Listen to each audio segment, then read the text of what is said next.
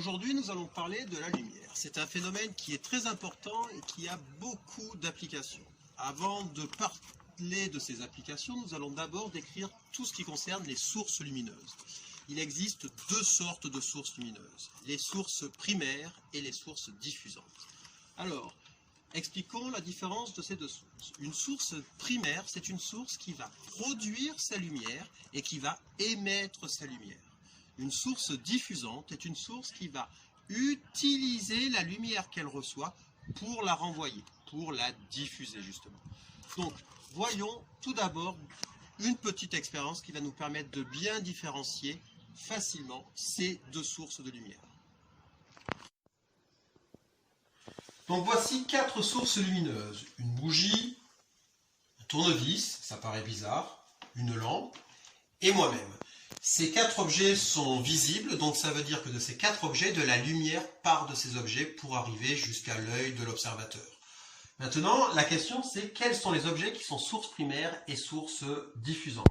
Alors pour cela, il suffit de faire le noir, de se mettre dans le noir et de regarder ce qui se passe. On va prendre l'exemple de la bougie tout d'abord.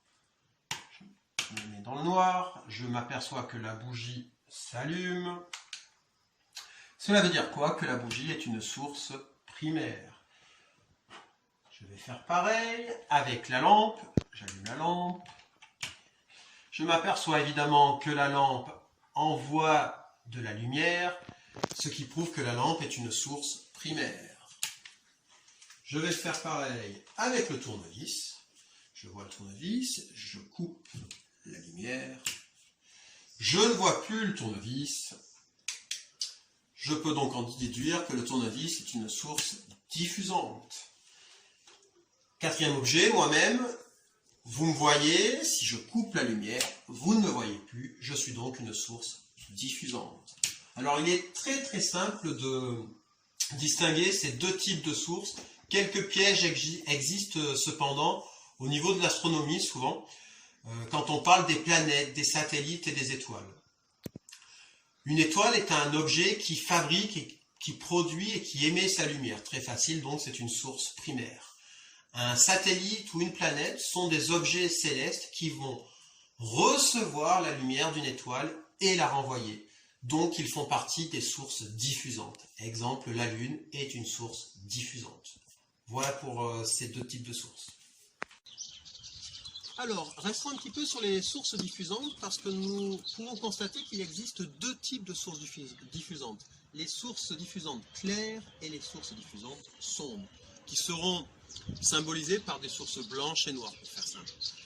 Pourquoi? Parce que nous constatons que quand une matière est de couleur blanche, on s'aperçoit qu'elle diffuse très bien la lumière. Qu'est-ce que ça veut dire? C'est-à-dire que toute la lumière qu'elle reçoit va être renvoyée par la surface. Au contraire, quand on éclaire une surface sombre, donc noire, on s'aperçoit que la lumière n'est pas du tout diffusée. La lumière est absorbée par l'objet. Donc, en fait, une substance qui aura une couleur noire ne pourra plus être considérée en fait, comme une source diffusante parce qu'elle ne peut plus être capable de diffuser cette lumière.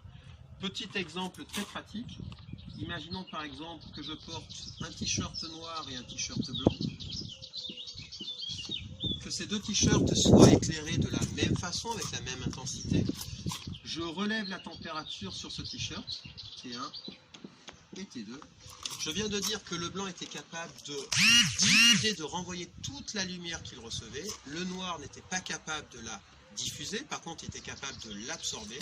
Et je vais m'apercevoir très facilement que la température du t-shirt au bout de quelques instants sera supérieure à la température du t-shirt noir, sera supérieure à la température du t-shirt blanc.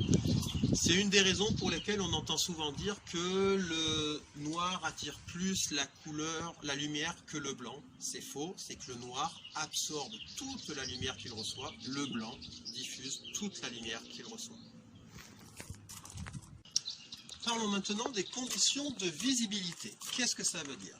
Une condition de visibilité, c'est les conditions pour que je puisse voir quelque chose. Alors ça paraît très bizarre, mais la lumière, elle ne se voit pas forcément tout le temps. La condition de visibilité pour voir de la lumière, il faut absolument que celle-ci partent d'un objet et aillent jusqu'à mon œil. Mon œil sera le récepteur de la lumière. Je peux très bien avoir un rayon lumineux qui passe à côté de moi. Si je n'ai pas de lumière de ce rayon qui vient directement dans mon œil, je ne verrai pas ce rayon lumineux. Nous allons faire une expérience pour expliquer tout ça et regarder les conséquences. C'est parti. Alors, nous allons nous servir d'une lumière laser pour expliquer le déplacement de la lumière et pour expliquer aussi les conditions de visibilité. Alors, chose étonnante, regardez, ça c'est donc un laser, on voit bien le point lumineux sur l'écran blanc. Par contre, vous constatez que sur la trajectoire de cette lumière, nous ne voyons pas de lumière. Donc tout ce que nous voyons dans les films Star Wars, les sabres laser, etc., les rayons laser, ça ne se voit pas. C'est étonnant, mais ça ne se voit pas. Si j'intercale un écran, regardez, sur ma main, je vais voir le rayon laser. Si j'enlève ma main, la lumière qui passe ici n'est plus visible. Pourquoi? Ben, tout simplement parce que la lumière ne va pas dans notre œil, mais va sur le mur.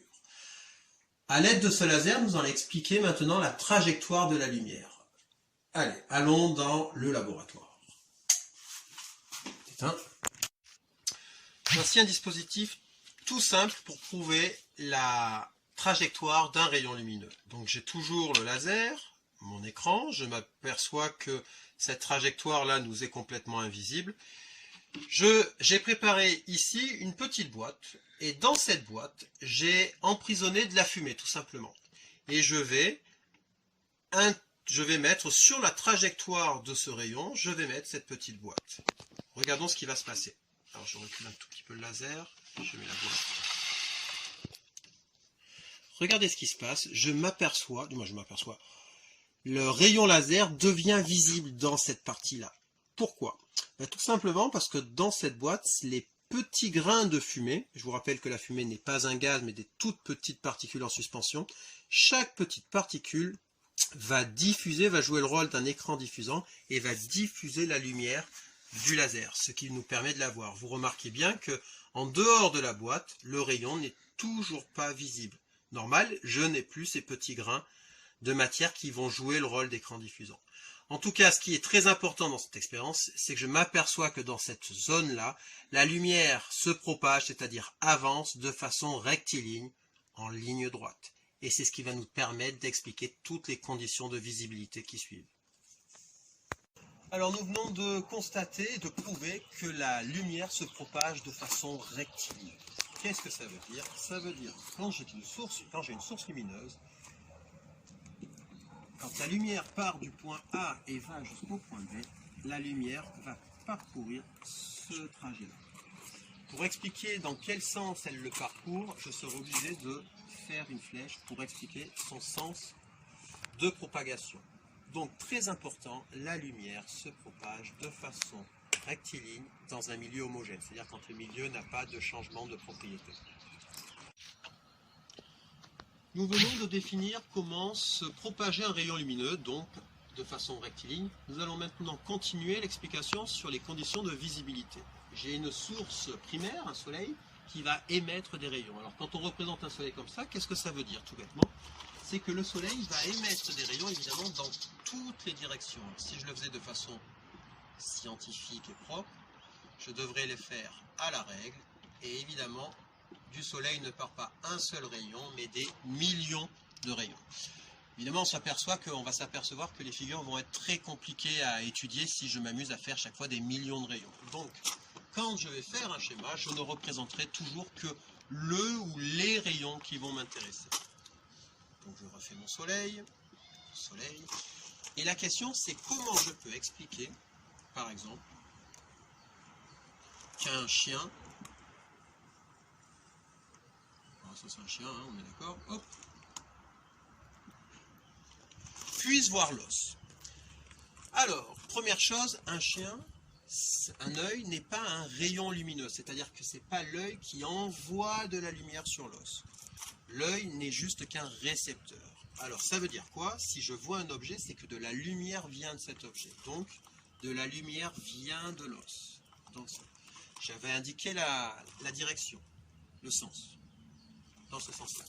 Le problème, c'est qu'on l'a vu, un os n'est pas une source primaire. Un os est une source diffusante, c'est-à-dire qu'il a besoin d'avoir de la lumière pour qu'il puisse la diffuser.